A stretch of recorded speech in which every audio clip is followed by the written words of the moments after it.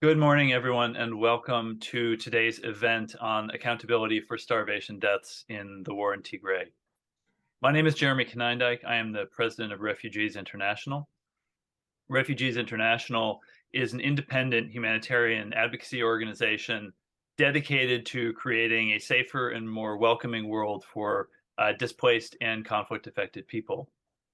And in recent years, there are few places in the world that have seen more displacement and more conflict than Tigray in Ethiopia. The war in Tigray over the last several years has caused immense suffering, displacing millions of people with an estimated death toll of at least 600,000. And many of those deaths have been due to starvation and lack of access to food. Uh, that starvation and that lack of food access has been at times an intentional strategy by parties to the conflict. And we are going to talk today about accountability for that. It's a very important factor in, of course, justice for people in Ethiopia, but also accountability for this as a larger global tactic of war. We see this in many, many places, and it's important to call it out and discuss what the potential is for accountability for this sort of deeply inhumane tactic of war. So I'm going to hand over now to my colleague Sarah Miller, who will be moderating today's session and will introduce our panelists. We are very glad and very grateful for the participation of our panelists and for all of you who are watching the event today. Thank you. Sarah?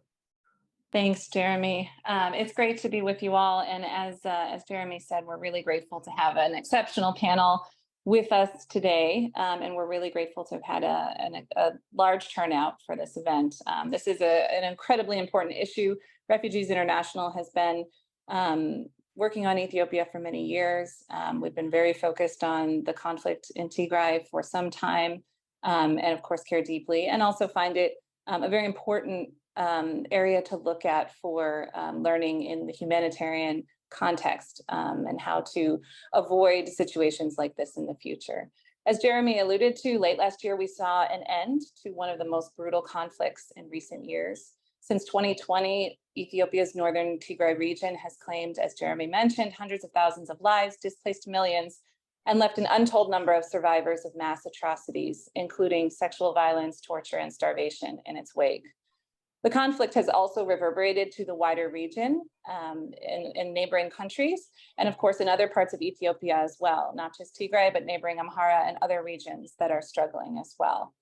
We also know that vulnerable groups in particular, elderly, disabled, children, lactating mothers, and even groups of refugees hosted inside Ethiopia tend to be among those who suffer the most in these cases.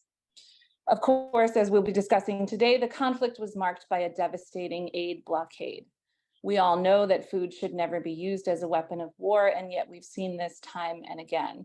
UN Relief Chief Martin Griffiths called the crisis a stain on our conscience, and estimates for starvation deaths, as Jeremy alluded to, are well into the hundreds of thousands. After 2 years of the recent peace agreement in Pretoria was very welcome, albeit fragile. And more than half a year out, we're now keen to better understand what has taken place and how we can seek justice.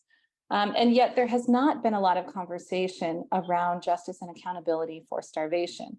In March, the State Department released a determination that all parties to the conflict had committed war crimes. But again, we still have a lot of questions around the mentioning of starvation crimes committed by members of the Ethiopian government and others. So this panel will consider a range of key issues. First, we'll try to unpack the anatomy of how this took place, what happened, what was the nature of the blockade, and understand as well what the conditions are now. Are people receiving the assistance that they need, and what are the conditions? And then, of course, we'll spend time focusing on accountability and justice moving forward. What types of actions do we need to see on the part of different stakeholders? What should the US, Refugees International is based in the US, of course, we look globally, but what should the US and other countries, other stakeholders do to seek justice and ensure that this does not happen again? And then hopefully, if we have time, we can also zoom out and think about lessons learned for the wider humanitarian community and upholding of human rights to avoid this happening again. There are many lessons to be learned in the years to come, we will spend a lot of time thinking about this. And we know there are not simple answers, but we certainly want to learn and do better. So without further ado, let me introduce our panel. We have a fantastic panel for today. I should say that shortening their bios was a very tough job. This is a distinguished group that brings a wealth of expertise in scholarship and practice. So first, I've condensed your bios. You're all very accomplished. We have Sir Mark Lowcock, who is currently a senior fellow at the Center for Global Development.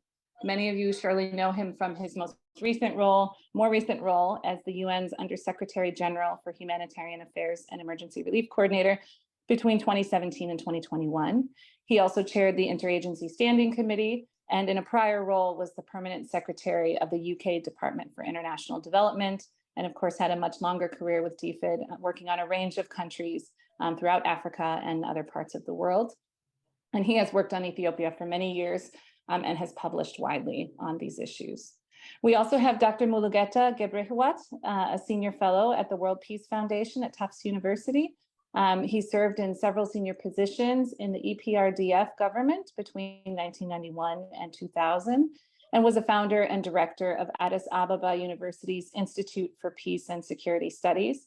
He's published widely on the current conflict and, of course, other issues as well, and is the author of the recent Laying the Past to Rest, the EPRDF, and the Challenges to Ethiopian State Building. And finally, but last but not least, we have Ms. Sareta Ashraf, who serves as a senior legal consultant to the Simon Scott Center for the Prevention of Genocide at the U.S. Holocaust Memorial Museum.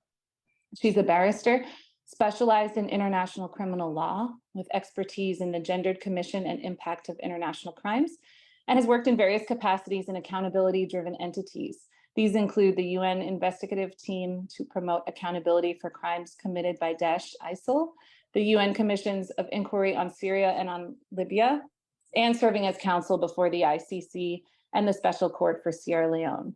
So as you can see, we have a very distinguished panel. I'm really looking forward to the conversation today. I should mention just up front, this conversation is on the record, and a recording will be available afterwards. We have received some questions from audience and listeners ahead of time, but you can still submit your questions. While the chat will not be in use, you can email questions to events@refugiesinternational.org.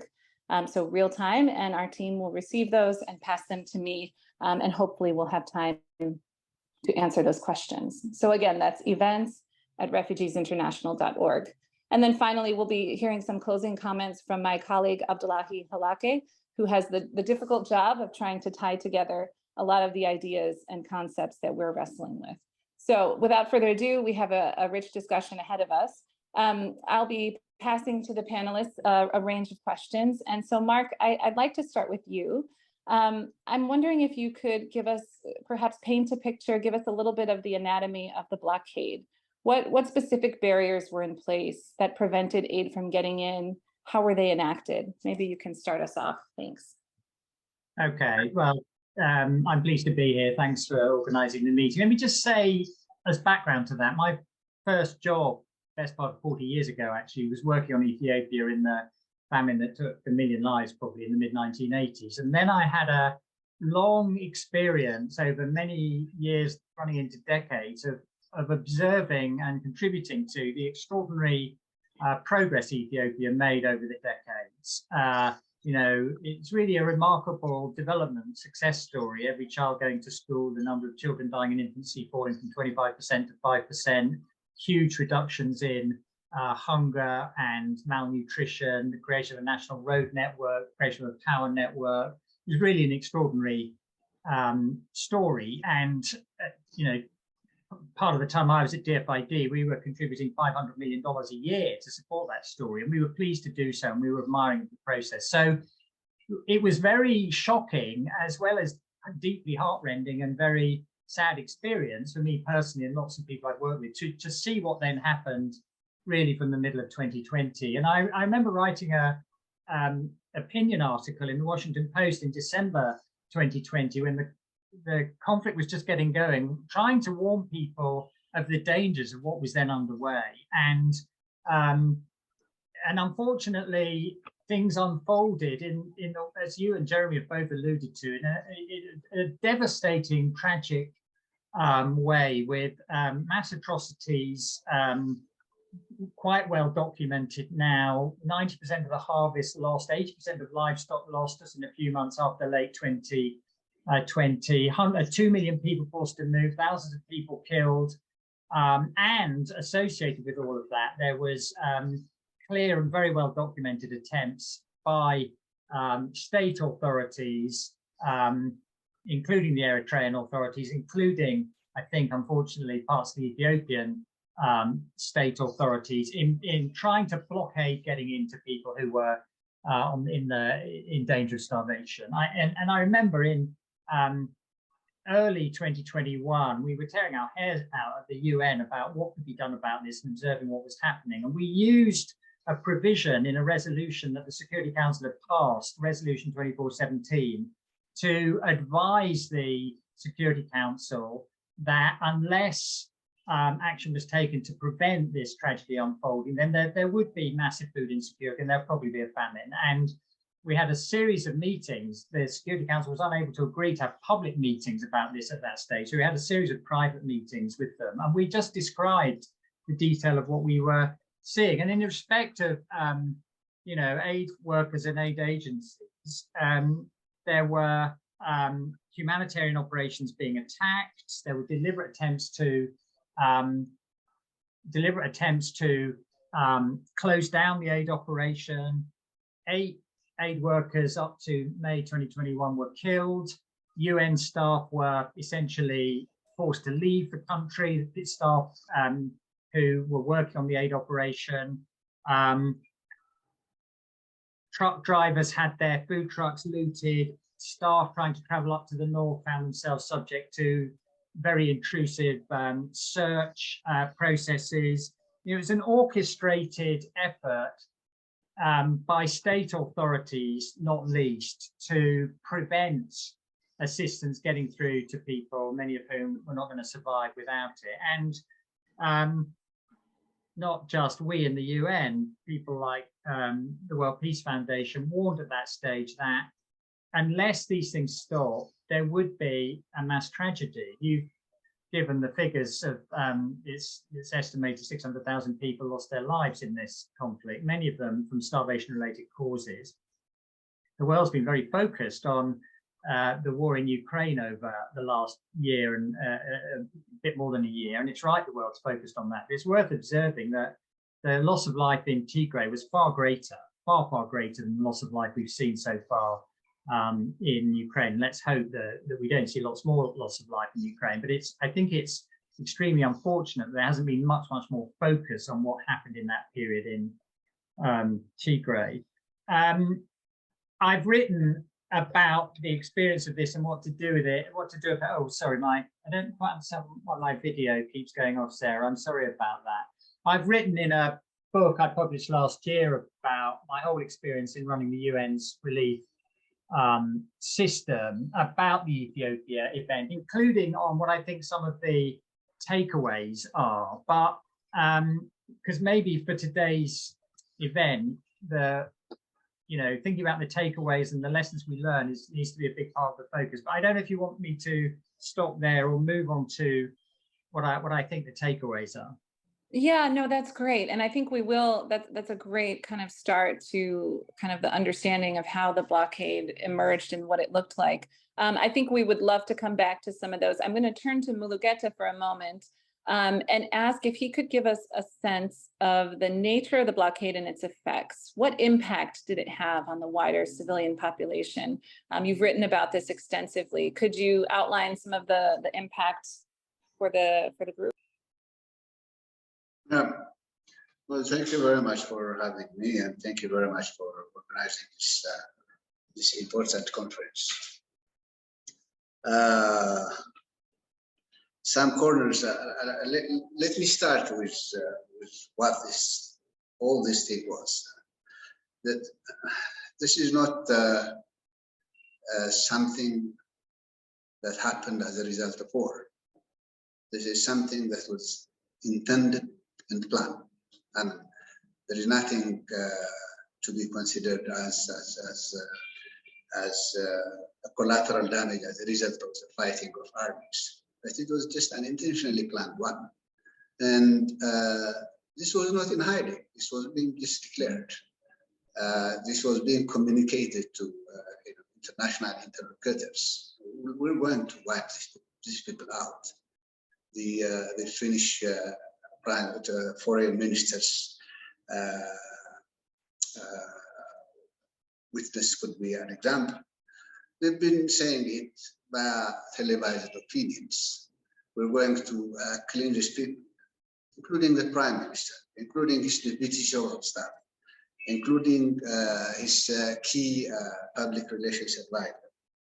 This was an intended extermination plan and a declared one. It was not something in hiding. So there was nothing called collateral damage, though there could be elements of it. It was an intentional act to do. And there was also a very clean campaign of framing the whole thing, and shaping the image. 5 million to 95 million people,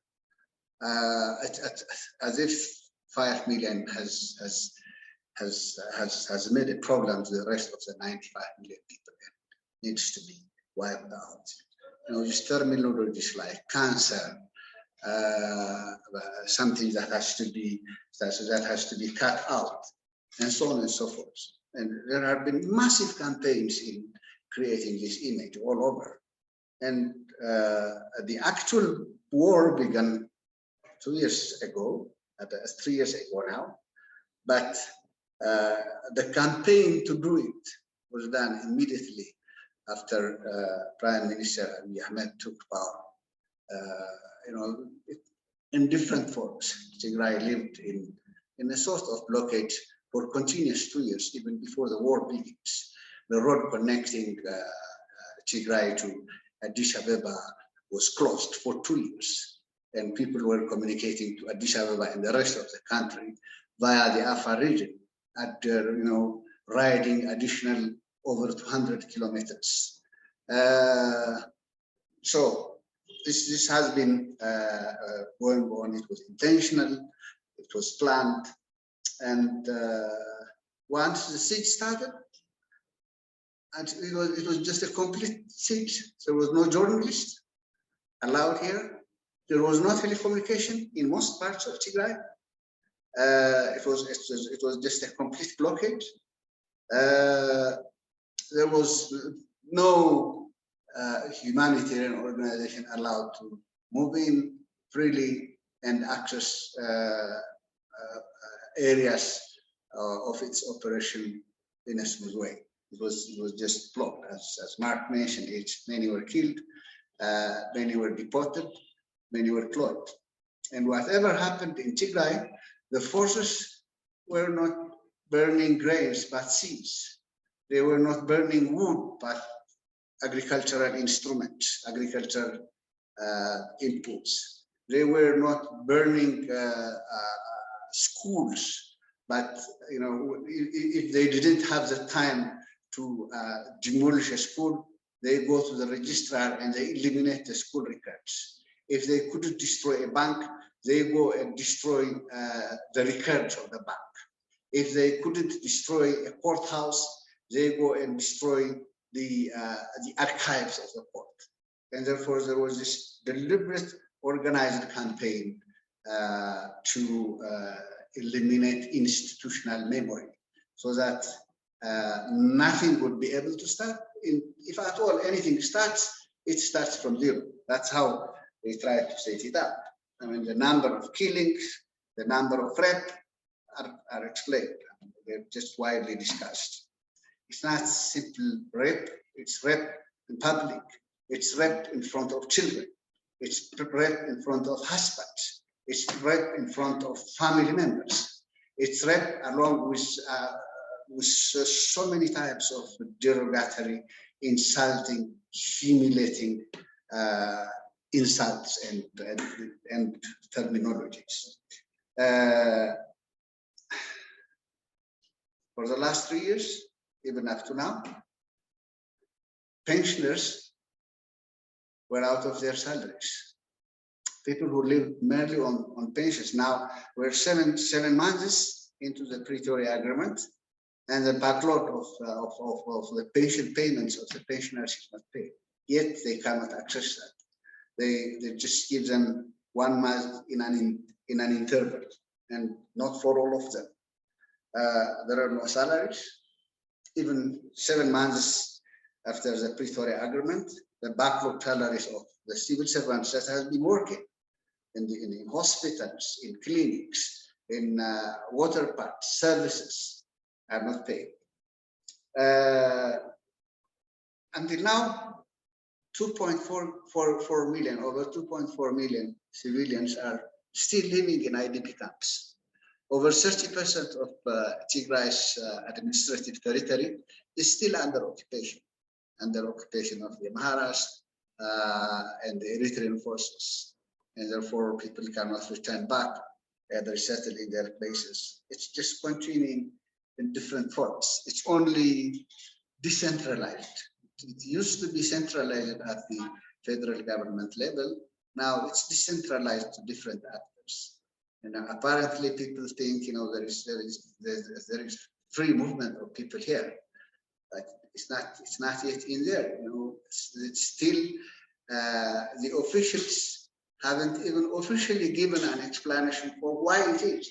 Any Tigrayan that is beyond the age of 14 and below the age of 57 cannot travel out of Tigray via Ethiopian Airlines unless he or she is accompanying an underage, a kid, a sick person, or he or she has an official letter that supports he or she is moving for an official business or anything else. So it's still continuing in different forms. Until today, travelers traveling from Addis to Mekelle to Tigray, they don't travel with their luggage. Their luggage remain there. They're just given to the security agencies for checkup, and when they land in Tigray, they're asked to return back a day after to collect their luggage, because that's how the security officers have arranged it at Shadada Bole Airport. So that's what we still see. The city is going in different forms. Yeah, no, you painted a devastating picture that I think, well, two things stand out to me. Well, three, of course, how stark and dire the situation has been, which of course, we've all been learning about, but of course, when you describe it, it does really stand out. Second, that what we're talking about here is not the collateral damage of conflict. And that's an important distinction that I think is good that you highlighted. And third, how difficult it's been to get information throughout the conflict over the last few years, and how that's been an important part of what's been going on. So those really stand out. In a minute, I want to turn to Sareta to get some insights on accountability. But maybe one more quick question to you, Mulugeta. Can you give us a sense of the current state of things? What is the humanitarian? Are people able to, you've talked about how limited people are for freedom of movement and how many conditions are still difficult, but is aid arriving? Of course, this is in the context of, we all know in recent weeks, we've seen the US government halt aid to Ethiopia more widely, but is aid reaching people more directly now, or is it still quite difficult? It has actually halted. There is no humanitarian aid coming into Tigray. It has stopped. Whatever was available is diverted to Nazareth. It's being put in their Nazareth warehouse, and these are being reported as a result of famine. The day before yesterday, there was a report on the local television that there is a report of the days of 25 people from a nearby Warada called Samre as a result of hunger. So these things are being reported. It's always frozen. Even since the signing of the Pretoria Agreement, there is no There is no constant flow of humanitarian aid, and whatever comes, probably the most efficient distribution has reached once in 3 months for everyone, and now it has totally stopped. That was important for us to understand, because I think there's many who assume that, since the agreement, more than 6 months ago, there would be a lot of improvement, but that the conditions are still incredibly dire is important to underscore. Thank you for sharing that. Sarita, I want to turn to you and see if you could start to kind of acclimate us or help us understand the crime of starvation under international law. Many of us are not international lawyers, so you may need to hold our hands. But how is it related to other crimes that relate to the blocking of humanitarian assistance? Can you help kind of sketch some of that out as we start to think about what that would look like in this context? Thanks. Well, I think we have to unmute you. Yeah. There. Thank you. Yes, and thank you for having me here today. I will do my best to make the crime of starvation understandable for non-legal audiences. I should start off by saying starvation is one of the oldest weapons of war. The roots of the use of starvation in conflict go back centuries. In contrast, starvation in international law has quite shallow roots, dating only really back to 1977. And in the case of the criminalization of starvation in non-international armed conflicts, its roots only stretch back to 2019. And so some of the oldest examples that most people will know will be of the use of starvation was the kind of Roman destruction of Carthage, which was in 146 BC. And we've seen actually very similar tactics, over the centuries. Obviously, they have changed with technology and how food and other objects indispensable to human survival have changed, but still the basic understanding of how you effect a starvation campaign, including blocking passages of food and other objects indispensable to human survival, destructions of farms, other food sources, other water sources, cutting off besieged populations, has been remarkably consistent as a thread through history. It wasn't until 1977 and the additional protocols to the Geneva Conventions, and I'm not going to take the audience through the Geneva Conventions or the additional protocols, but it was only in 1977 that we saw this prohibition on starvation of civilians as a method of warfare. And those provisions were ratified by over 150 states in both the two additional protocols. In 1998, when the Rome Statute, the Statute of the International Criminal Court, was being established, it codified starvation methods as a war crime in international armed conflicts only. It wasn't, as I said, until 2019, an amendment expanded the crime to cover non-international armed groups, conflicts between states and organized armed groups, or also between organized armed groups themselves. In addition to food, the legal definition of starvation also included deprivation of water, shelter, and medical care. In the interim periods, in the last decade or so, we have seen increased use of starvation as a tool, a tactic of war. In Yemen, for example, very famously in Syria, where the government employed siege and surrender campaigns, unfortunately to quite successful of bringing populations to their knees, restive populations, bombing them from above. But certainly one of the most extreme cases, if not the most extreme case, has been the case of Tigray in Ethiopia, where the Ethiopian government besieged the region for more than a year and a half, closing down trade, restricting humanitarian aid to really just a trickle. And so now we're faced with a situation where it is criminalized under international criminal law for non-international armed conflicts, which the conflict in Ethiopia is and has been. And so it does fall within crimes that for which people may bear individual criminal responsibility, which is to say individuals could be brought to trial on those crimes. I should say that also a number of states have incorporated starvation as an international crime in non-international armed conflicts in their domestic law, even prior to the 2019 amendment to the ICC statute. And so it has, even prior to 2019, it was possible in certain states where they had domesticated that law.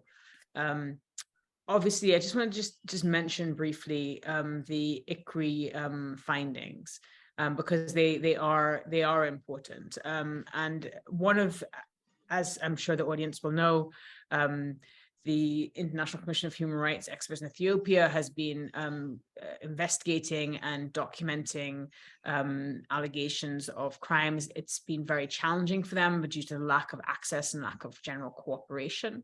But in their September 2022 report, which was their first report, they did find that there were reasonable grounds to believe that violations, including the starvation of civilians as a method of warfare, has been committed in Ethiopia since 3rd of November 2020, and went into some detail about the widespread range of measures that the government of Ethiopia and allied regional authorities were using to effect essentially a starvation regime, including deprivation of healthcare, shelter, water, sanitation, education, and food, denial and obstruction of humanitarian access, with the purpose of depriving the Tigrayan population of objects indispensable to survival. And so I do want to underline that although it is a crime that we see littered throughout human history, it is actually an incredibly grave crime. And the amount of human suffering that comes about because of that is something which demands an answer through accountability and through justice mechanisms. Thank you. That was really helpful. And I think a lot of us needed the crash course, but I appreciate the historical context too, because I think that gives us a lot of grounding for where to go from here. Before we turn back to Mark, I actually want to follow up on that. Have you seen, or what types of methods of accountability have groups taken with success, or what types of kind of roads should we see? Who should be acting? Who should be doing what to see more promotion of justice and accountability, specific to Tigray, of course? What would you? So suggest? I would say there's two limbs of that. One is of course making the most of the paths to accountability that are available, and those will change depending on context to context. You have the other limb of it, which is simply keeping up advocacy and pressure. And that's very important for two reasons. One, it keeps the matter on the horizon for people to keep a track of what's happening, to hold people responsible, to look at, for example, what is continuing to happen in Ethiopia, continuing to see like how the peace agreement might be implemented.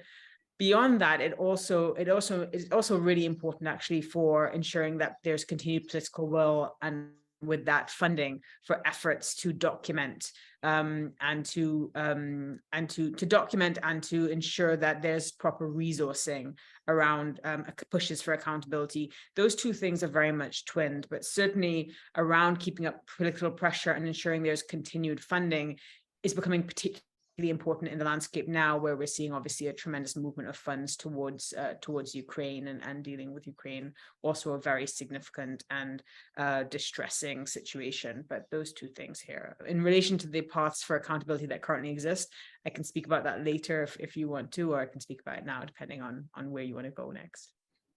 That's great. Yes, we should definitely circle back. And I see we're already receiving more questions from the audience who are probably resenting me monopolizing the microphone. But I'd like to just ask a couple more questions of the panel before we do dive into audience questions. Mark, turning back to you, you started to talk about, where you saw openings or or lessons learned, I suppose, on what could have been done better to push for access, and even now thinking about accountability, thinking about the position that the UN was in, and other aid actors for that matter. What types of openings or leverage or possibility was there to act or to change the circumstances? I know it was clearly a point of frustration, but what were some of the things that stood out in retrospect, and as you alluded to, that you've discussed in your book? Can you outline some? Well, there's a few things to say about this. first thing to say is when there's a severe humanitarian crisis, there is available a huge number of highly capable organizations that can save people's lives, and they only ever need two things. The first thing is money, and the second is access.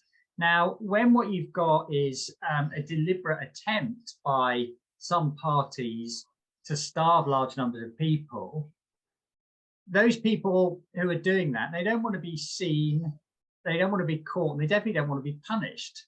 So they deliberately try to restrict access. They try to stop anyone seeing and gathering evidence into what's going on. So the first thing that needs to happen is a much stronger, more effective, well-resourced, as Saretta just said, effort to observe, to film, to gather testimony, to gather evidence, and to document things. And often in the at the time that feels hard, but sometimes it can lead to results. There have been prosecutions. For example, Syria, Saretta referred to Syria. There have been prosecutions of Syrians in Germany, of people who've ended up being imprisoned in Germany because of crimes they committed in the Syrian civil war. The second thing is to do with, I want to say something about famines. Famines are what we call the extreme version of mass starvation leading to mass deaths. And there's an international system for defining and calling famines. There's only been probably only been three real famines in the world in this century. The Somalia famine, which took 250,000 lives in 2011, a famine in South Sudan in 2017, and then I think what happened in Tigray. And so these are entirely preventable, but the characteristics of events when they happen is that they're deliberate. They're done deliberately. And unfortunately, while the world has a strong, there's a strong antibody in the world to allowing famines to happen, one of the ways that those trying to commit them behave is to try to avoid a famine being declared, to be called. And the system for declaring a famine aids and abets people who are trying to stop it being called. Firstly, because the criteria for a declaration of famine involve the death rate reaching a certain level. In other words, you can only call a famine when it's already happened. So it's not very, it reduces its operational value. And secondly, because although you can gather data and calculate that the threshold has been passed for a famine, and in fact, in June 2021, one of the things I told people in the Security Council was look, we've got data that 400,000 people are right now, or in a few months, going to be at the level of famine. In order for it to be called, there's then a discussion process going on between the agencies who run this system and the relevant state, in which the relevant state can slow things down and argue and obfuscate and prevent the famine being declared. So we need a system which is less susceptible to being manipulated by a state trying to cause these problems by having more independence on it, and a system which protects the big agencies who are caught in the dilemma. On the one hand, they want their operations to continue. They don't want to be thrown out of the country. On the other hand, they would like to speak honestly about what's happening. So let's take those agencies, those operational agencies, out of the dilemma by having the declaration system put in someone else. And then the other point I do just want to make is about the current situation. I'm not as close to the facts on the ground as Mullah Getter and other people are, but clearly the current situation is very dire and it's not getting nearly enough attention. It's quite striking that the UN is trying to raise $4 billion for Ethiopia this year, by far more than they've ever tried to raise for humanitarian problems in the past. They've only so far raised $1 billion. And one of the reasons for that is because people are skeptical that the agencies have the operating environment to enable them to reach the people who need assistance. And in fact, the reason WFP have just paused their assistance programs across the whole of the country is because they feel they're not being able to get aid through to people who need it without it being interfered with, not just in Tigray, but in other parts of the country as well. So what do we do about that problem? Well, the only thing you can do about that problem is make a big enough international row and fuss about it.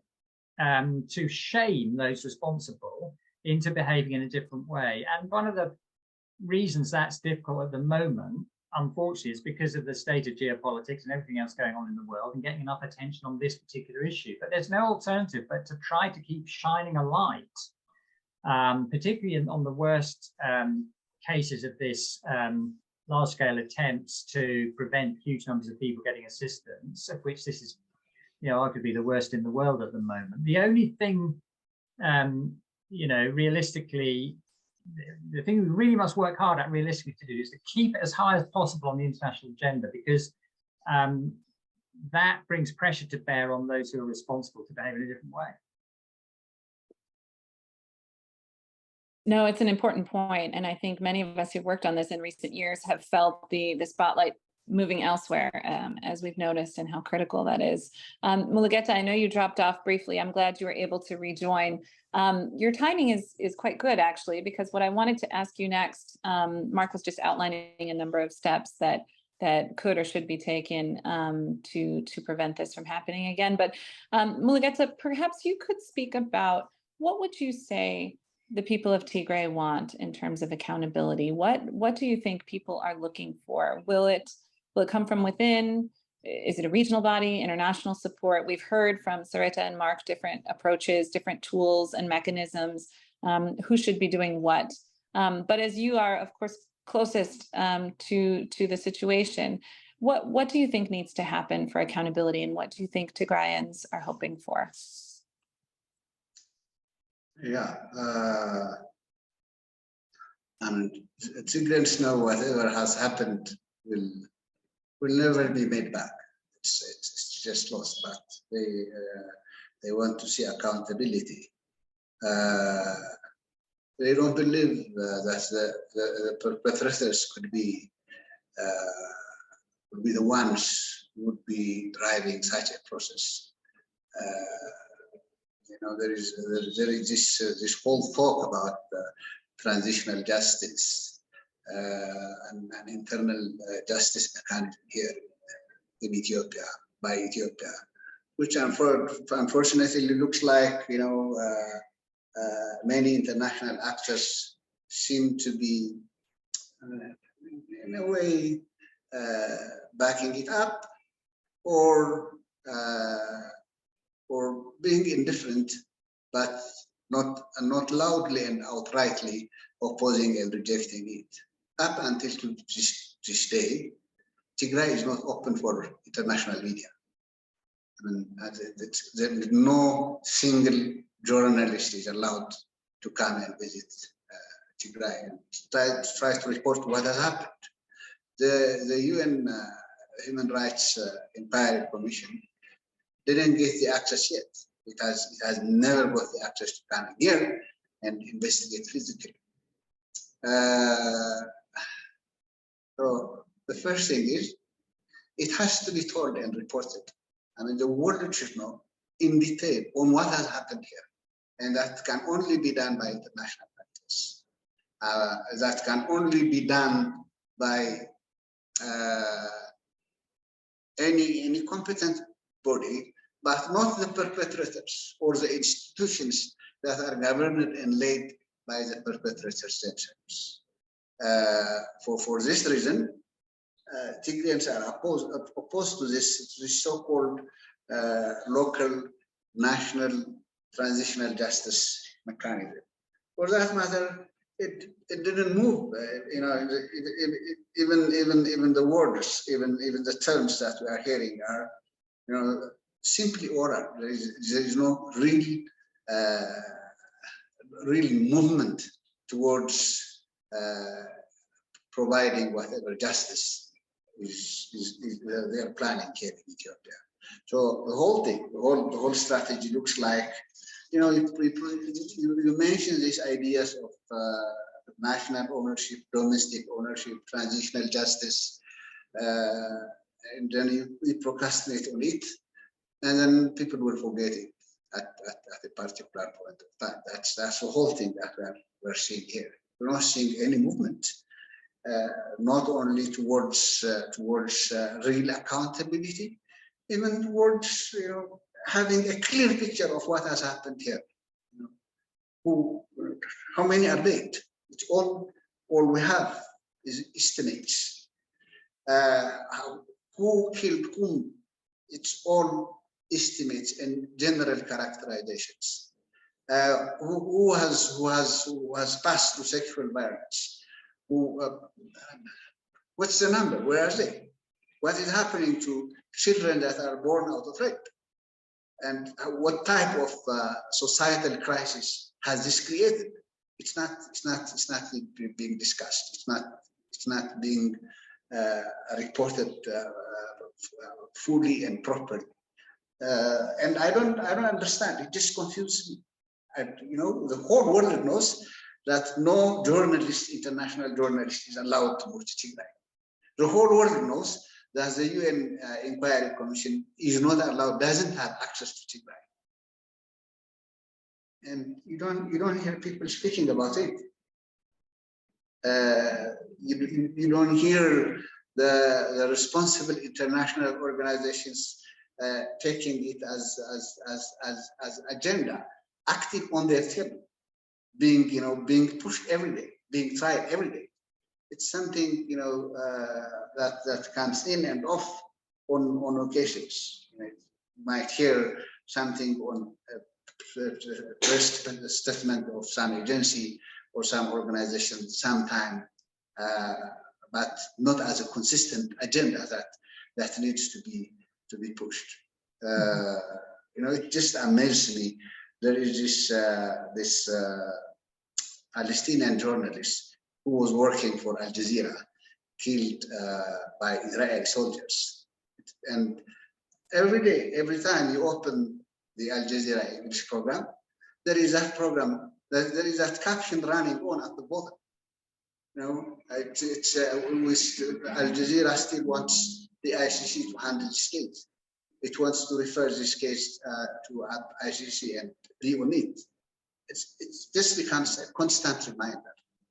And this is the days of one journalist. This is not about the days of 1 million people here in Tigray. It's not. It is not about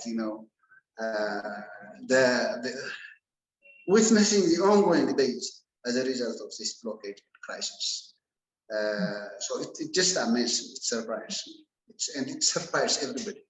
People think the world has forgotten us. People think, stop it. It's all hypocrisy. Don't talk about human rights. It's okay for you if famine is used as an instrument of war. It's okay to negotiate siege. It's okay to negotiate what you call crimes against humanity. It's okay to come on, and that's what the agreement in Pretoria told us. It was okay for the AU and for all its international partners to see and watch, the lifting of siege being negotiated, the opening of the siege being negotiated against disarmament, against any type of political things. The Ethiopian government came up clearly saying there is nothing that is not going to be negotiated on the table. It outrightly rejected. There is nothing called criminal and whatever, whatever it is, we will negotiate everything. That's what they said. And that's what's all ordered accepted. So yeah, that's the feeling. The feeling here is stop bullshitting, stop pretending, and admit what is happening in the world. The Tigrayans are not different human beings. They're just human beings like the rest of the world, and they're witnessing that it's okay to make them hungry because somebody wants to do something. It's okay to do rape, any type of crimes, because somebody wants to do anything. And the world should stop pretending and come out and accept its norms. Adjust its norms into norms of brutality, or act accordingly and bring accountability to whatever has happened in Tigray, and that's continuing to happen now. Yeah, no, I I think you've raised an important point that I think has also been underscored by Sarita and Mark, which is the need to continue to have attention, focus, a spotlight, because it is so quickly that people move on and people are desperate to have accountability. As our time is going quickly, I do want to pull a few questions that audience members have sent in. And Sarita, I know you wanted to highlight a couple of additional points. So maybe these first questions will come to you and you might want to wrap in some of the additional points that you were thinking of making. And of course, Mark and Mulugeta, you're welcome to give thoughts on these questions as well, but I'll gear them towards Sarita first because I think they're in her neck of the woods. So a first is, Emma writes, I would love to know the potential for using universal jurisdiction to pursue cases around starvation crimes, breaches of IHL, and arbitrary denial of aid. And I'll toss you one more, unless it gets to be too hard to hold them all in your head. How can accountability bodies prove causation between the alleged perpetrators' acts of deprivation of objects indispensable for survival and an impact on the population in order to establish the intent to starve and the war crimes of starvation as a method of warfare?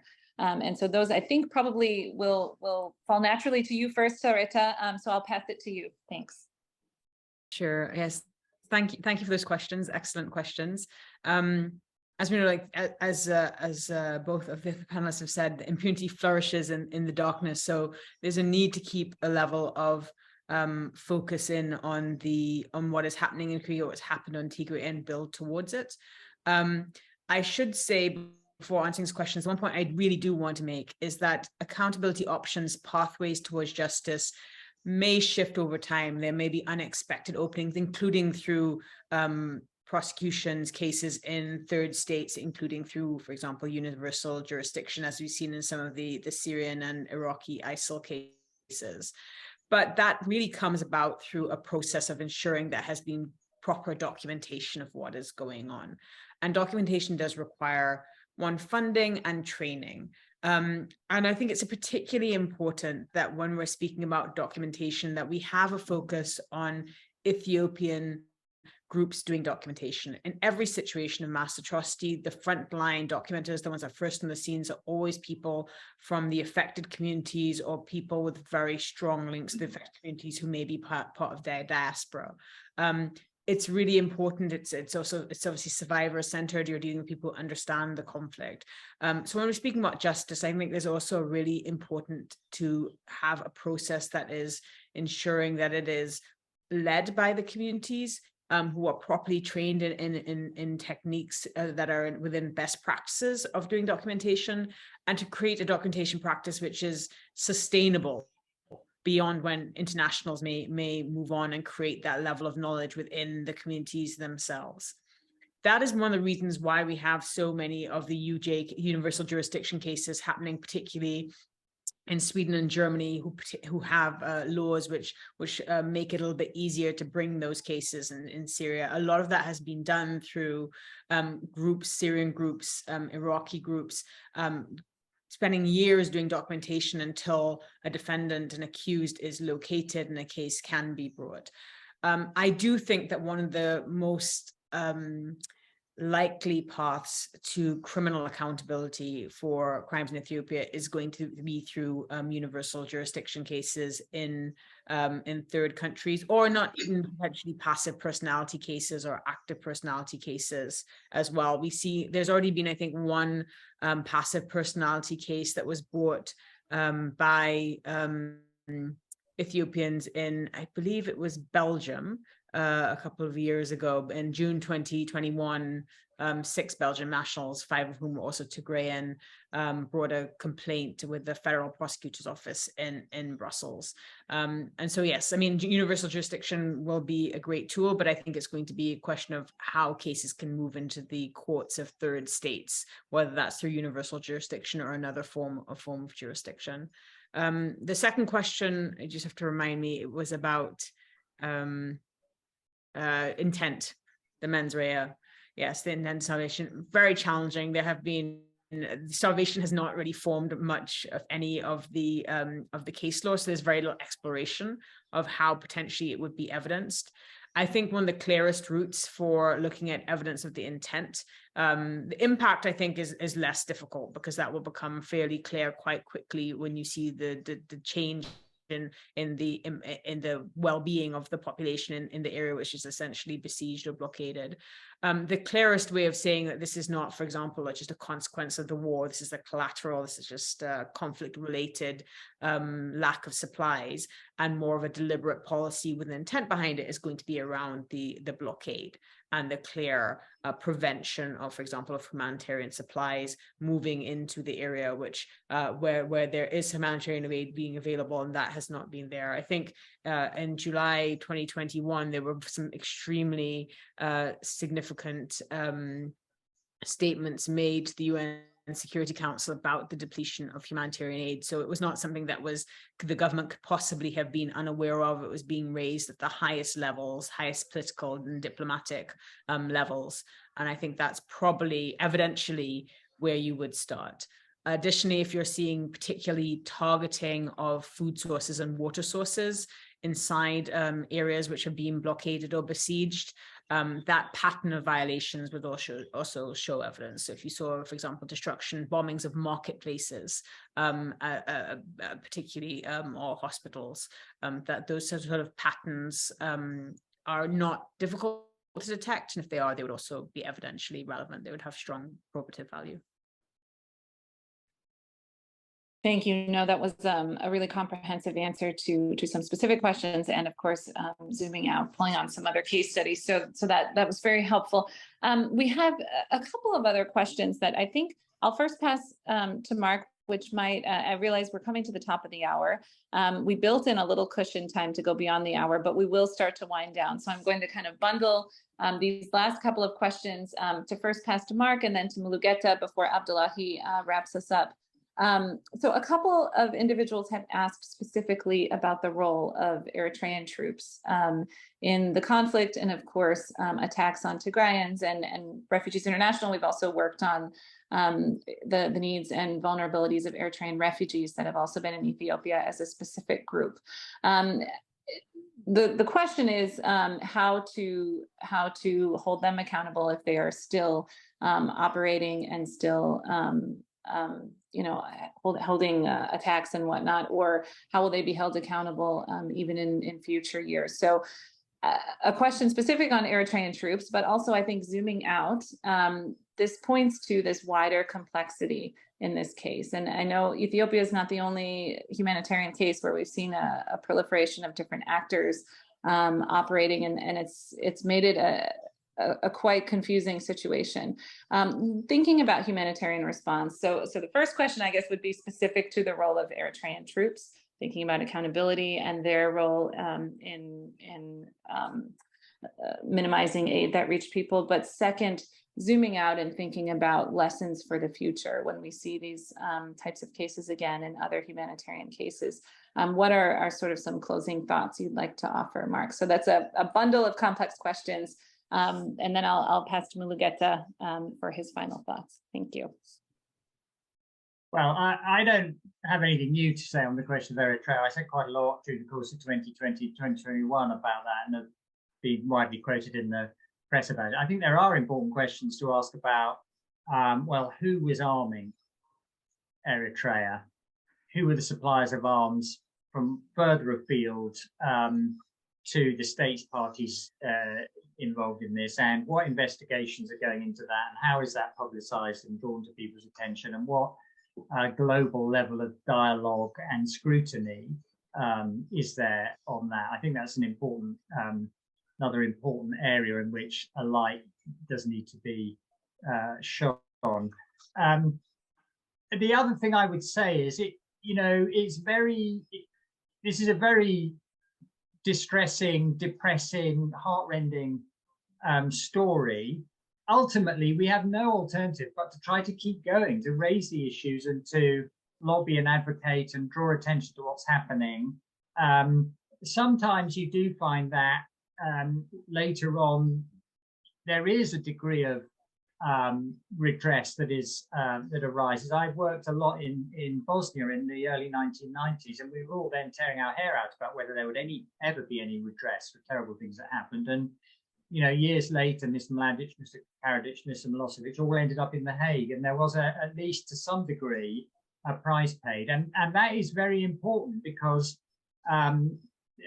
malefactors thrive on impunity. The more people think that there won't be a price to pay for their evil doings, the less likely they are to pause over what it is they're doing. So keeping going on these issues, even in very difficult circumstances, as well as doing everything we can to ease the current situation of people in need of humanitarian assistance in Tigray, elsewhere in Ethiopia, elsewhere around the world. Those are things that at the margin do make a bit of a difference. And so it is important to keep going with those things. Thank you for that. And I will plan on reading your book because it sounds like you're reflecting on a lot of these issues there as well. So appreciate those thoughts. Mulugeta, and then I also, Sarita, we may close with you before we pass to Abdullahi. If both of you would like to reflect on, there may be a larger American audience listening because we are US based and it's earlier in the day here. So I'd also be curious to hear if you have thoughts on what you'd like to see the US do, or other kind of powerful players, what you're hoping for from them.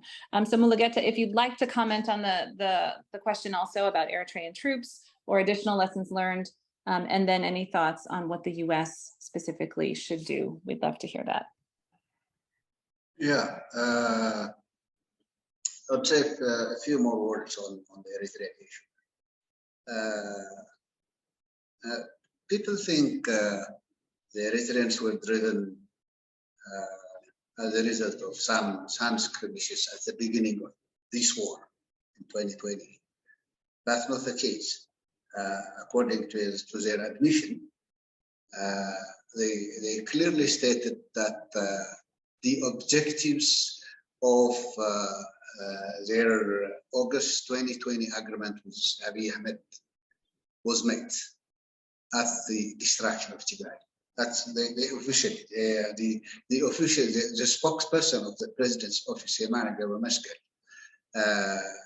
at the signing of the Pretoria agreement, tweeted that all the objectives of the 2018 August agreement and plans have worked, and the Tigrayans are doomed and broken for a long time. For a long time for them to come back again. So that was intentional. For some odd reason, the government in Eritrea thinks that its independence, its growth, its development is inconceivable, while the Tigrayans are alive, intact as a population and flourishing, and therefore it has this intentions of dismantling the whole structure of the society, if not eliminate it. That's what they did. I mean, people have spoken on what they did in the first 8 months that they were in Tigray along with the Ethiopian army. And that type of crimes are still continuing. And parts of Tigray are still under their occupation. Half the minority of Europe is under their control. Places like Zalambesa, Gela, in Badimma and its peripheries, and some parts of the western Tigray are still under their control, and all sorts of atrocities are still continuing. I mean, there isn't much you can say, but what I can say is you do something in order to stop something. The Americans have been making statements from time to time and trying some sanctions from time to time against the Eritreans so that they could stop these things. It didn't work. If that is not working, there must be the measures that you take for it should be moving as well. Otherwise, repeating the same thing, coming up with statements demanding the Eritreans to go out of Tigray, out of Ethiopia now and then.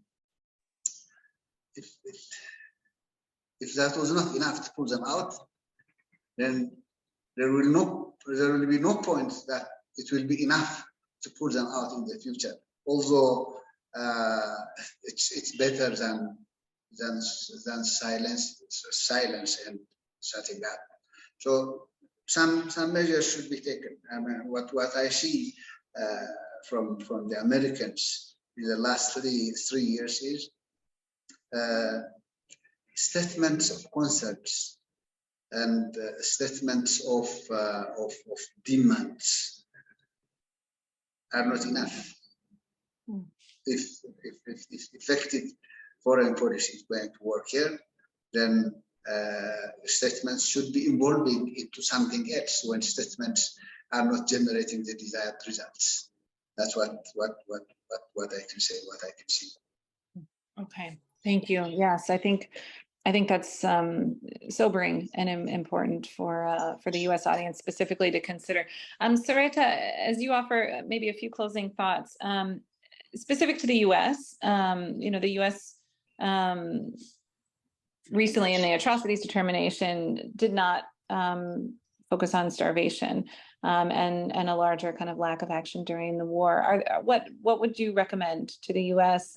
Or other specific players in this particular case? I mean, I would say the U.S. government specifically, and of course those who have the citizenry who has a voice in pushing their representatives in terms of what the U.S. government could accomplish, I would say it's four things. The first is clearly continuing to maintain pressure, focus, and monitoring of what the Ethiopian government is doing, particularly in regard to the implementation of Article 10.3 of the peace agreement, which focuses on justice, like continuing to say, like, this is not a paper which allows everyone to say, Ethiopia is done, we can go and deal with other situations that need our attention. It has to be what are you meaningfully doing when it comes to peace agreement, and what is also happening in Ethiopia now in terms of violations either beginning to ramp up again, or continual treatment of survivors who may be trying to step forward to speak about what happened to them. What are the protection concerns around survivors who are trying to make their voices heard? The second is continuing to support the ICRI. I think everybody on this panel, and probably much of the people listening, will know that the life of the ICRI is very much in danger. There's a sense that by the end of the September mandate of the Human Rights Council, it may not be renewed. The loss of the ICRI, it will be very unfortunate when it comes to creating hidden spaces in which impunity can flourish. They provide a light which can illuminate both what has happened, but also keep some level of pressure on within the Human Rights Council to see about what is happening, whether this peace agreement is actually turning into anything meaningful. So there's, I think, a desperate need to continue to support that commission. The third thing would be, of course, supporting organizations doing documentation work with an emphasis on Ethiopian organizations on the ground, ensuring that, as I said before, that they are having their capacity built, that they are able to document within best practices. One of the lessons we learned from Syria and Iraq is that with the best of intentions, people who go in to do documentation without really understanding how to do it can not only not provide useful information which cannot be used in the counter proceedings, but they also create a level of trauma that is on its own by interviewing traumatized people. So I think ensuring that local organizations have that resourcing and have that funding through various parts of the US government that do provide that level of funding to groups, as documentation groups, will be important in ensuring that there are long-term options towards accountability. And then finally, and this is outlined in the US Holocaust Memorial Museum's October 2022 briefing on justice options for Ethiopia, the final option is that actually the US government could open and lead its own investigation into the situation, similar to the model of its investigations in Darfur or in Myanmar.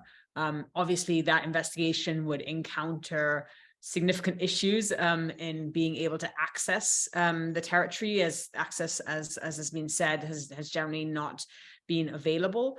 But and they would need to consult with civil society if they were to set up a US-led investigation. But certainly, if we were to lose ICRI, there would be a strong reason potentially for the US government to invest in its own investigation, even if its ability to actually be investigate on the ground was cut off. It would still serve as an illuminating body in looking at what violations are there and what progress we're making towards justice and accountability.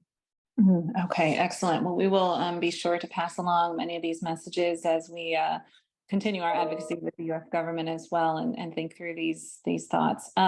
As we're winding down in our final minutes here, I'm going to pass to my colleague, Abdullahi Halake. Again, he's the senior advocate on the Horn of Africa. I've given him the difficult job of offering some closing remarks. He has, of course, worked extensively on the region, but also focuses on food security. So he's able to do both the zooming in and zooming out that I think will close the conversation well. But before he does, another heartfelt thank you to the three panelists, and also to partners who helped us prepare for this, including partners at the Holocaust Memorial Museum and ECDC, who helped us put together this great panel today. And also for many of you listening, I know it's later in the day, so we appreciate you giving us part of your Friday evening. Abdullahi, how do you reflect on all of these thoughts? Please go ahead and no. Thank you so much to all the participants and the organizers. I think Ethiopia, I think for me, it's personal. It's one of those files that really rips your heart, knowing, its history, not just with food being used as an instrument of war, but also just knowing the steps that it has made, and now it's gone backwards. So in that regard, I think thank you for, you, Sarah, for, shepherding the process from the beginning to now today, and also, how you handle the panelists. For the panelists, thank you so much for sharing your time and insights. I think for me, there are a couple of things. Number one is the siege that we saw, the blockade that we saw, or food being used as an instrument of war, started before. So there was a deliberate government policy to ensure that people of Tigray will be starved into submission. I think that is very important. And the second is that this is a systemic, deliberate government policy to ensure that, the siege and the populations, the civilian population, will not get the aid that they desperately need. And the third one is the de facto blanket information blackout, because they know that once this information comes out about people starving, about what they are doing, be they through journalists, be it through the humanitarian organization, human rights organization, they know that this will not look good. Here's a government that is completely, or even the administration that is completely self-absorbed with a curated image of gateway to Africa, a developmental state that has transformed, the lives of its people, the regional anchor in the Horn. So that kind of information blackout then prevents people from asking the critical questions that needs to be asked. The fourth one is, even after the signing of the Pretoria cessation of hostilities, some of these violations are still going on. The idea that there is no conflict, Ethiopia has moved on, everything is okay, I think that is misguided. If anything, it's incredibly dangerous. So I think we need to be aware of that. And then what needs to be done? Obviously, it's accountability for crimes that were committed and the crimes that are being committed. There are various options that were laid out. And the other one that is incredibly important for groups like us and others is shining light on these issues. If the back of impunity is not broken, we will never be able to have accountability that is required. And final thoughts for me is, because it's a region that is bedeviled with, various conflicts, let's not what is going on in Sudan, where again, humanitarian aid, especially food, is going to be utilized as an instrument in executing this conflict. There needs to be an urgency in trying to pay attention to this. That need for accountability, needs, which is a long game, because it's a marathon, needs to be paired with the reality of the urgency and the fierce urgency of now. Because we are talking about people's lives, talking about, people's livelihood being destroyed. So I think it would be very important for accountability and shining light on these to go on simultaneously. And thank you for all to all of you for sharing your time, insights on this particularly important issue. And this is not the last time you'll hear from us. We'll come back to you with questions for various products, and that we'll be putting out ourselves. Thank you, Abdullahi. As we're now at time, I'll close out the session. Again, thank you to the panelists. Thank you for your work and dedication to these issues. I know the conversation will continue, and to our listeners, again, and all who helped make this take place. We wish you a good day, evening, and the work continues. All the best. Thank you.